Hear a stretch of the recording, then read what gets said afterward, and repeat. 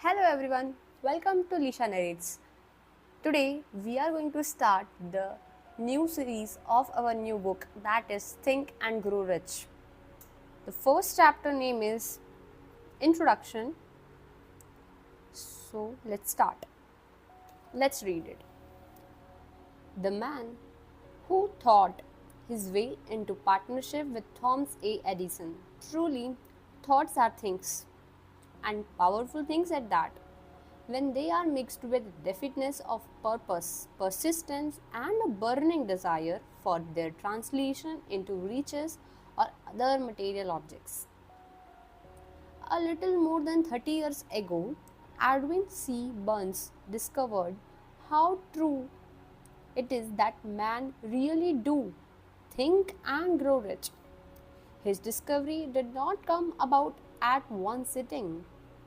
It came little by little, beginning with a burning desire to become a business associate of the great Edison. One of the chief characteristics of Ben's desire was that it was definite. He wanted to work with Edison, not for him.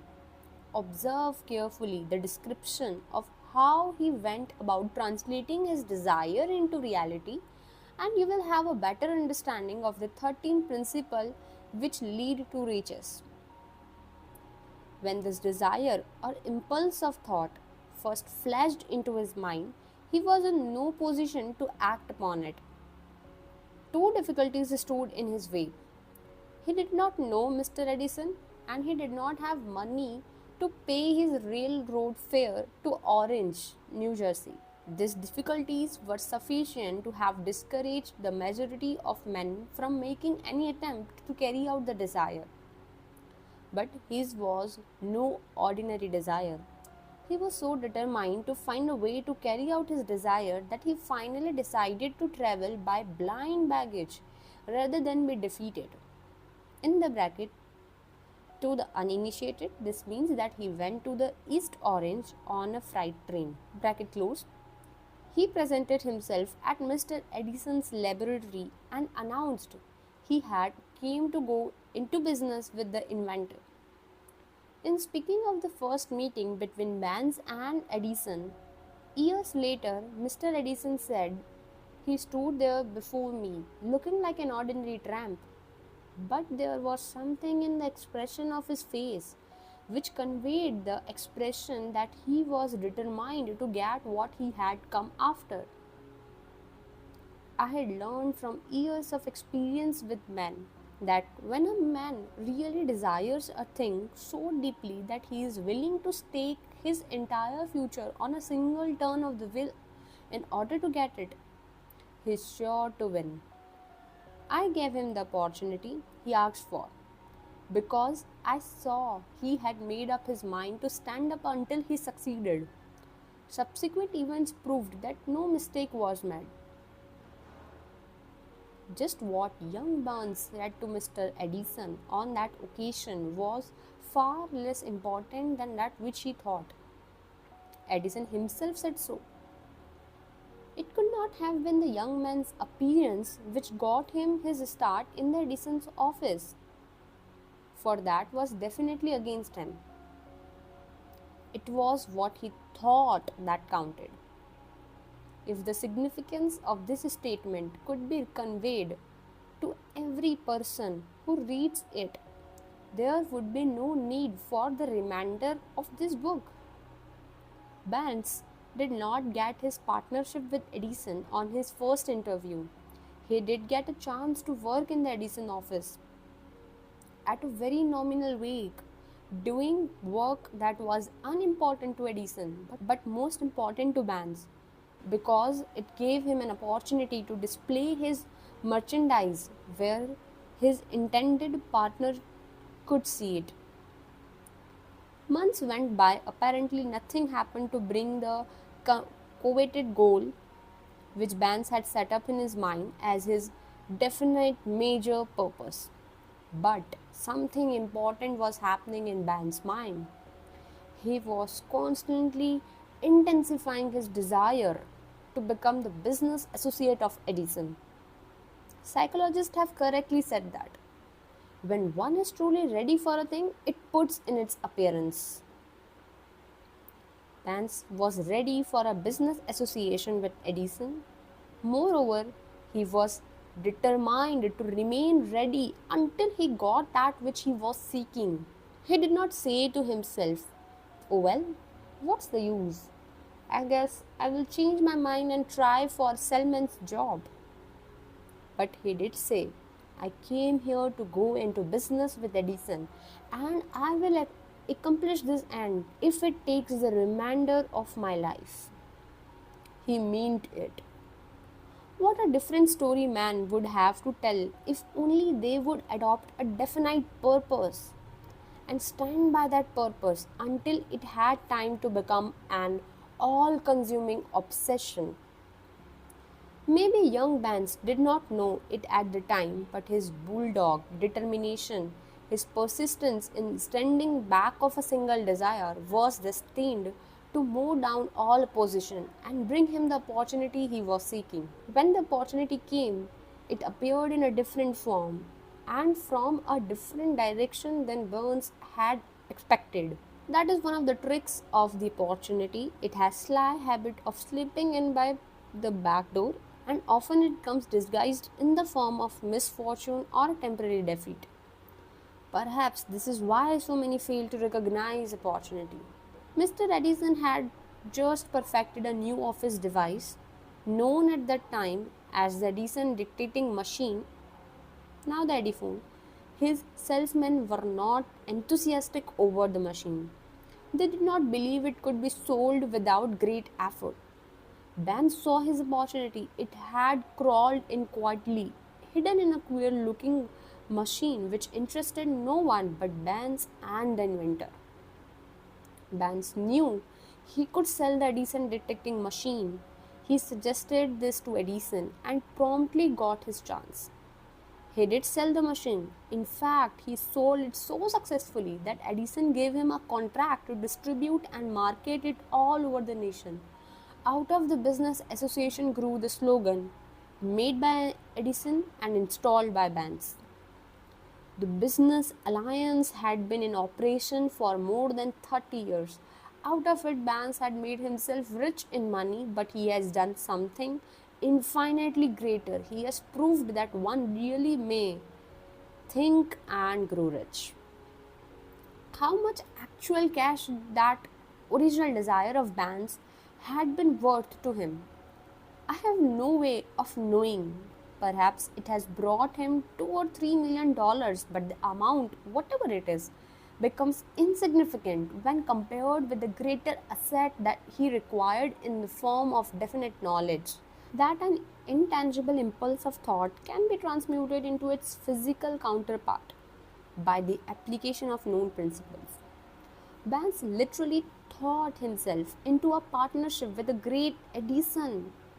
He thought himself into a fortune. He had nothing to start with except the capacity to know what he wanted and the determination to stand by that desire until he realized it. He had no money to begin with. He had but little education. He had no influence, but he did have initiative, faith, and the will to win. With these intangible forces, he made himself number one with the greatest inventor who ever lived.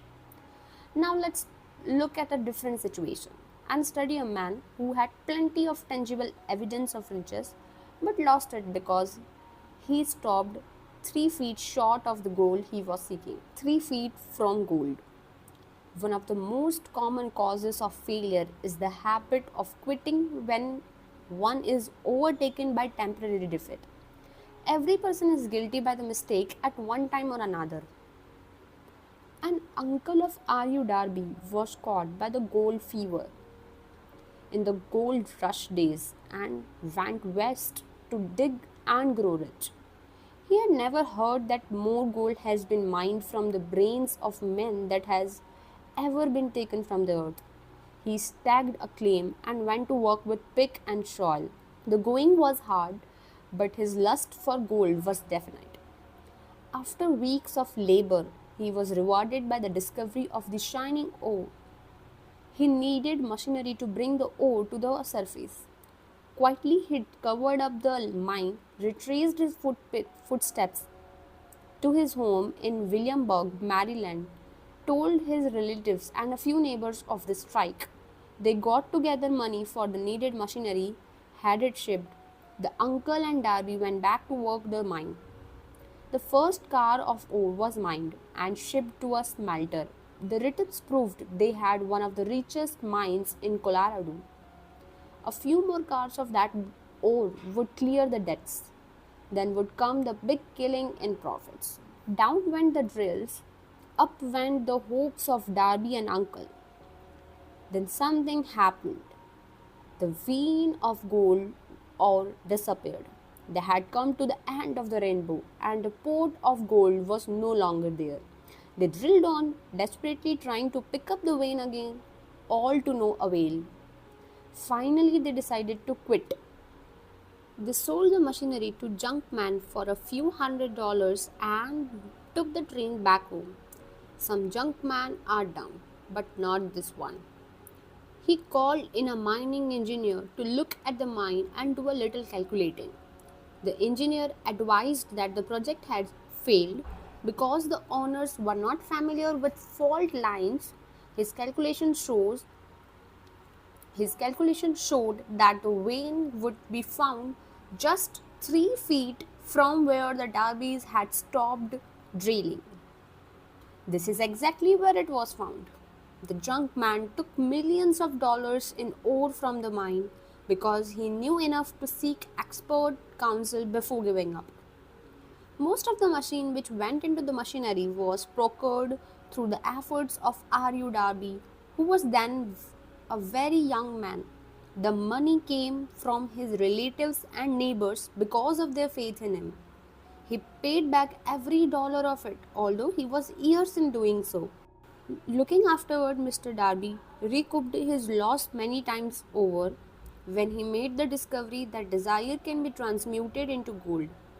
The discovery came after he went into the business of selling life insurance.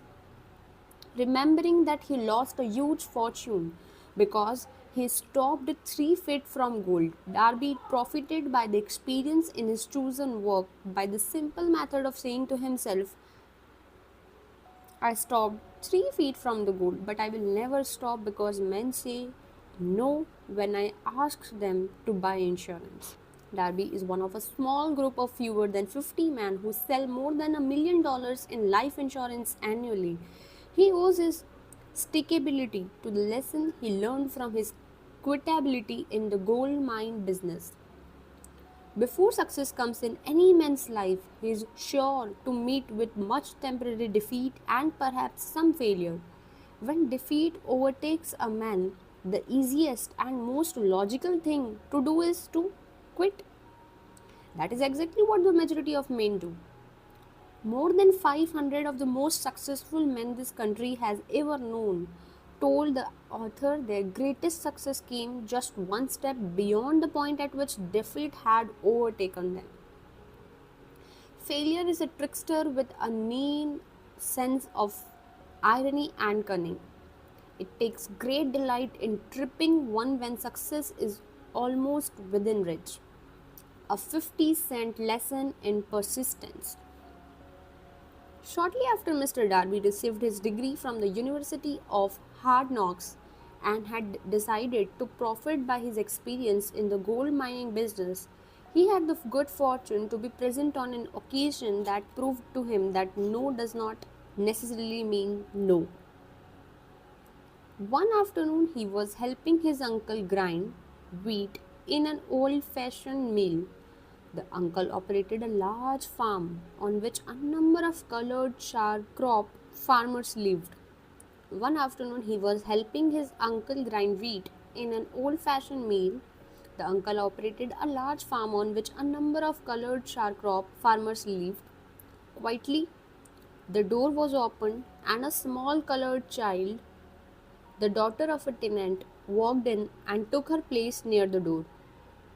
The uncle looked up and saw the child and barked at her roughly. What do you want? Meekly the child replied, My mummy says send her 50 cents. I will not do it, the uncle retorted. Now you run on home. Yes, sir, the child replied, but she did not move. The uncle went ahead with his work, so busily engaged that he did not pay enough attention to the child to observe that she did not leave. When he looked up and saw her still standing here, he yelled at her, I told you to go on home. Now go, or I will take a switch to you. The little girl said, Yes, sir. But she did not budge an inch. The uncle dropped a sack of grain he was about to pour into the mail hopper, picked up a barrel staff, and started toward the child with an expression on his face that indicated trouble. Darby held his breath. He was certain he was about to witness a murder. He knew his uncle had a fierce temper. He knew that colored children were not supposed to defy white people in that part of the country. When the uncle reached the spot where the child was standing, she quickly stepped forward one step and looked up into eyes and screamed at the top of her shrill voice, My mummy's gotta have that 50 cents. The uncle stopped, looked at her for a minute, then slowly laid the barrel stave on the floor, put his hand in his pocket, took out $50 and gave it to her. The child took the money and slowly backed toward the door, never taking her eyes off the man whom she had just conquered. After she had gone, the uncle sat down on a box and looked out the window into a space for more than 10 minutes. He was pondering with awe over the whipping he had just taken. Mr. Darby, too, was doing some thinking. That was the first time in all his experience that he had seen a colored child deliberately master an adult white person. How did she do it? What happened to his uncle that caused him to lose his fierceness and become as docile as a lamb? What strange power did this child use that made her master over her superior? These and other similar questions flashed into Darby's mind, but he did not find the answer until years later when he told me the story. Strangely, the story of this unusual experience was told to the author in Old Mill, on the very spot where the uncle took his whipping. Strangely, too, had devoted nearly a quarter of a century to the study of the power which enabled an ignorant, illiterate colored child to conquer an intelligent man. As we stood there in that musty old mill, Mr. Darby repeated the story of the unusual conquest and finished by asking, What can you make of it? What strange power did that child use that so completely whipped my uncle? The answer to his question will be found in the principles described in this book. The answer is full and complete. It contains details and instructions sufficient to enable anyone to understand and apply the same force which the little child accidentally stumbled upon. Keep your mind alert and you will observe exactly what strange power came to the rescue of the child. You will catch a glimpse of this power in the next chapter. Somewhere in the book, you will find an idea that will quicken your receptive powers and place at your command for your own benefit this same irresistible power. The awareness of this power may come to you in the first chapter, or it may flash into your mind in some subsequent chapters. It may come in the form of a single idea, or it may come in the nature of a plan or a purpose. Again, it may cause you to go back into your past experience of failure or defeat and bring the surface some lesson by which you can regain all that you lost through defeat. After I had described to Mr. Darby the power unwittingly used by the little colored child, he quickly retraced his 30 years of experience as a life insurance salesman and frankly acknowledged that his success in that field was due, in no small degree, to the lesson he had learned from the child. Mr. Darby pointed out every time a prospect tried to bow me out without buying, I saw that child standing there in the old mill, her big eyes glaring in defense, and I said to myself, I have gotta make this sell. The better portion of all cells I have met were made after people he had said no.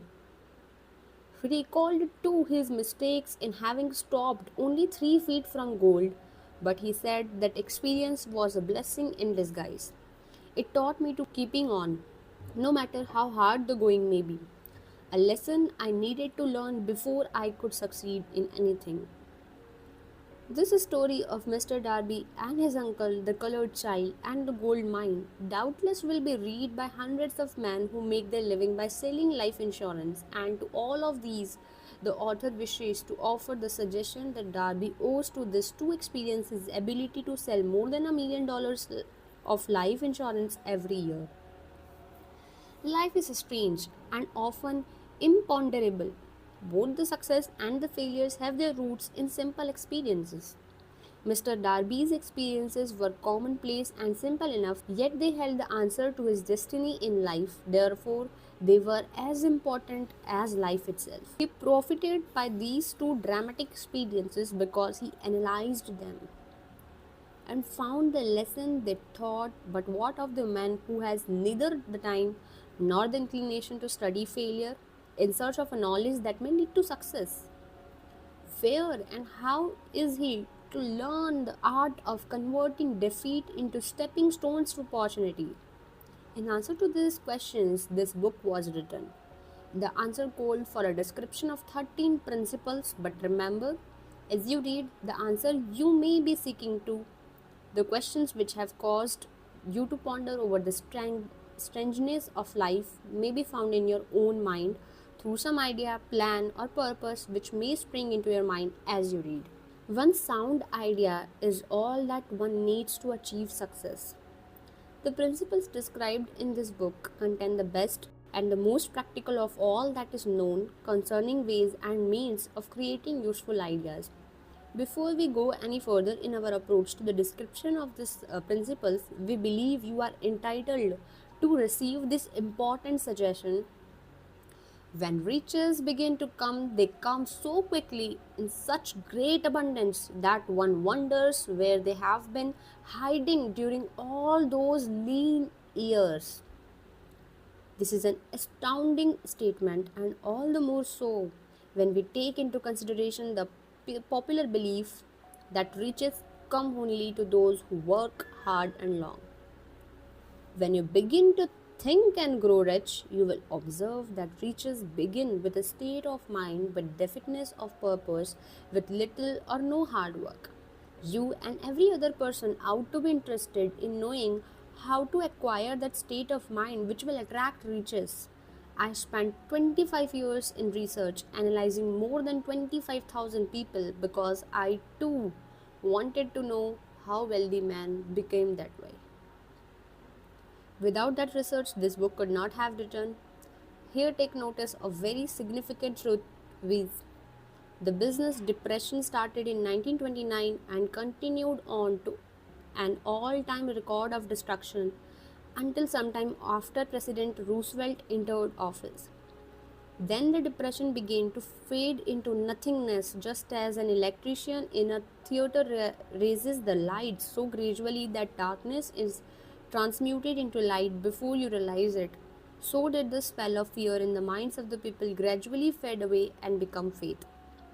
Observe very closely.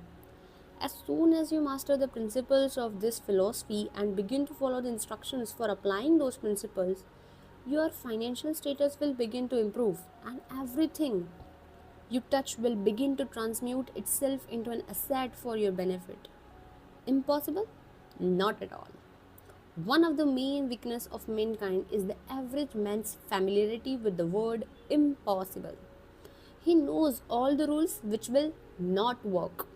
He knows all the things which cannot be done. This book was written for those who seek the rules which have made others successful and are willing to stake everything on those rules. A great many years ago, I purchased a fine dictionary. The first thing I did with it was to turn the word impossible and neatly clip it out of the book. That would not be an unwise thing for you to do. Success comes to those who become success conscious. Failure comes to those who indefinitely allow themselves to become failure conscious. The object of this book is to help all who seek it to learn the art of changing their minds from failure conscious to success conscious. Another weakness found in altogether too many people is the habit of measuring everything and everyone by their own impressions and beliefs. Some who will read this will believe that no one can think and grow rich.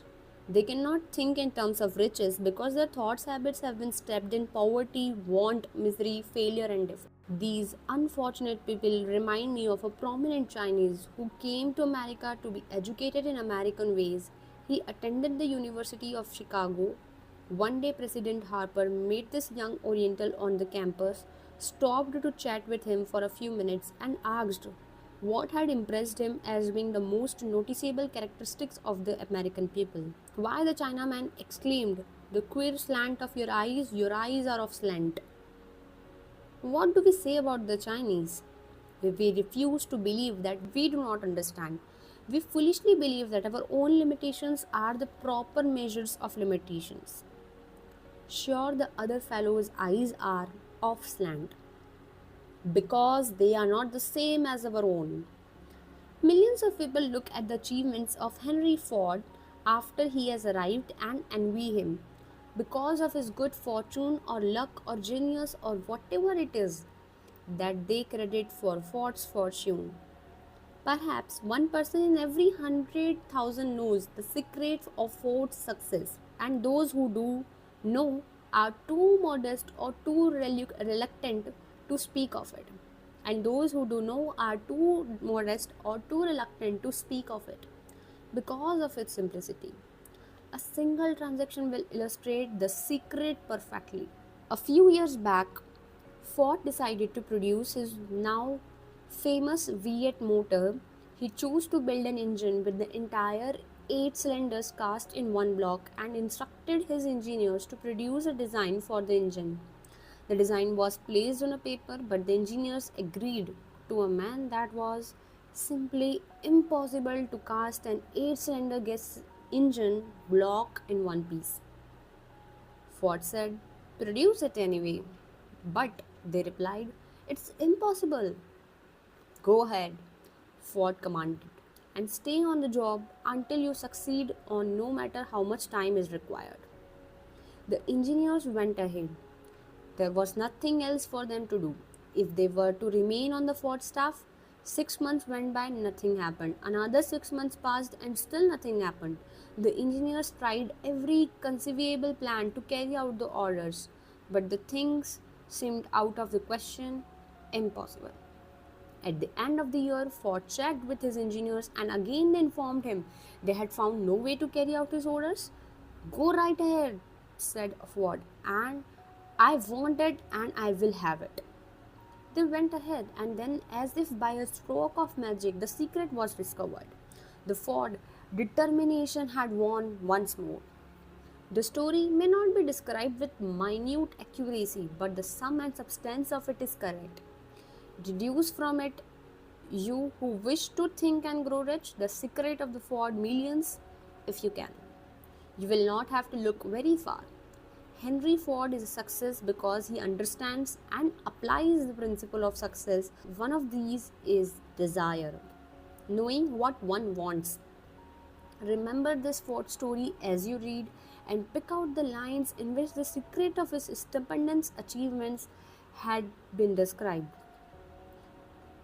If you can do this, if you can lay your finger on the particular group of principles which made Henry Ford rich, you can equal his achievements in almost any calling for which you are suited. You are the master of your fate, the captain of your soul, because when Henry wrote the prophet's lines, "I am the master of my fate, I am the captain of my soul," he should have informed us that we are the masters of our fate, the captains of our souls, because we have the power to control our thoughts. He should have told us that the ether in which this little earth floats, in which we move and have our being, is a form of energy moving at an inconceivable high rate of vibration, and that the ether is filled with a form of universal power with adapts itself to the nature of thoughts we hold in our minds and influences us in natural ways to transmute our thoughts into their physical equivalent. If the poet had told us of this great truth, we would know why it is that we are the masters of our fate, the captains of our souls. He should have told us with great emphasis that this power makes no attempt to discriminate between destructive thoughts and constructive thoughts, that it will urge us to translate into physical reality thoughts of poverty just as quickly as it will influence us to act upon thoughts of riches. He should have told us too that our brains become magnetized with the dominating thoughts which we hold in our minds, and by means with which no man is familiar, these magnets attract towards the forces, the people, the circumstances of life which harmonize with the nature of our dominating thoughts. He should have told us that before we can accumulate riches in great abundance, we must magnetize our minds with intense desire for riches. That we must become money conscious until the desire for money drives us to create definite plans for acquiring it. But being a poet and not a philosopher, Henley contented himself by stating a great truth in poetic form, leaving those who followed him to interrupt the philosophical meaning of his lines. Little by little, the truth has unfolded itself until it now appears certain that the principles described in this book hold the secret of mastery over our economic fate. We are now ready to examine the first of these principles. Maintain a spirit of open mindedness and remember as you read, they are the invention of no one man. The principles were gathered from the life experience of more than 500 men who actually accumulated riches in huge amounts. Men who began in poverty with but little education, without influence. The principles who the principles worked for this man. You can put them to work for your own enduring benefit. You will find it easy, not hard to do. Before you read the next chapter, I want you to know that it conveys factual information which might easily change your entire financial destiny, as it has so definitely brought changes of this stupendous proportions to two people described. I want you to know also that the relationship between these two men and myself is such that I could have taken no liberties with the facts, even if I had wished to do so. One of them has my closest personal friend for almost 25 years, the other is my own son. The unusual success of these two men's success, which they generously accredit to the principles described in the next chapter, more than justifies this principle references as a means of emphasizing the far flung power of this principle. Almost 15 years ago, I delivered the commencement address at Salem College, Salem, West Virginia. I emphasized the principle described in the next chapter with so much intensity that one of the members of the graduating class definitely appropriated it and made it a part of his own philosophy. The young man is now a member of Congress and an important factor in the present administration. Just before this book went to the publisher, he wrote me a letter in which he so clearly stated his opinion of the principle outlined in the next chapter that I have chosen to publish his letter as an introduction to that chapter. It gives you an idea of the rewards to come. My dear Napoleon, my service as a member of Congress having given me an insight into the problems of men and women, I am writing to offer a suggestion which may become helpful to thousands of worthy people. With apologies, I must state that the suggestion, if acted upon, will mean several years of labor and responsibility for you. But I am enheartened to make the suggestion because I know your great love for rendering useful service. In 1922, you delivered the commencement address at Salem College when I was a member of the graduating class. In that address, you planted in my mind an idea which has been responsible for the opportunity I now have to serve the people of my state and will be responsible in a very large measure for whatever success I may have in the future. The suggestion I have in my mind is that you put into a book the sum and substance of the address The suggestion I have in my mind is that you put into a book the sum and substance of the address you delivered at the Salem College, and in that way give the people of America an opportunity to profit by your many years of experience and association with the men who, by their greatness, have made America the richest nation on earth. I recall as thought it were yesterday the marvelous description you gave of the method by which Henry fought with but little schooling, without a dollar, with no influential friends, rose to great heights. I made up my mind then, even before you had finished your speech, that I would make a place for myself, no matter how many difficulties I had to surmount. Thousands of young people will finish their schooling this year, and within the next few years, every one of them will be seeking just such a message of practical encouragement as the one I received from you. They will want to know where to return, what to do to get started in life. You can tell them because you have helped to solve the problems of so many people.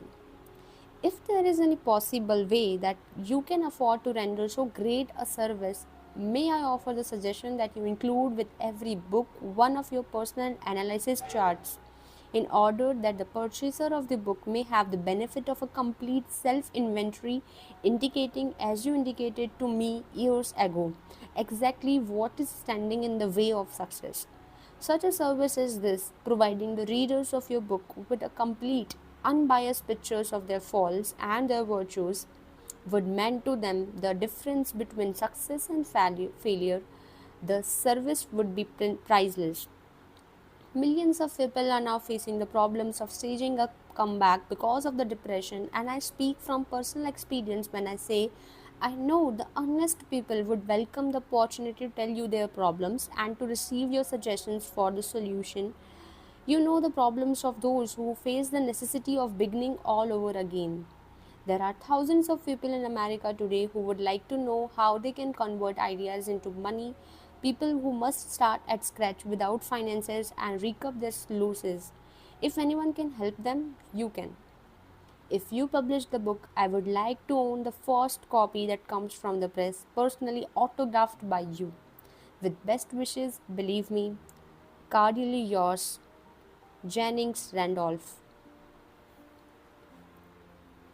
Okay, so the chapter has ended, but from now onwards, we have a new section in our videos, that is Lisha narrates.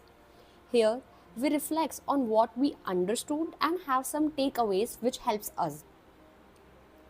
So for the first chapter, that is desire, the starting point of achievement. Sometimes we say we want success, but our desire is weak.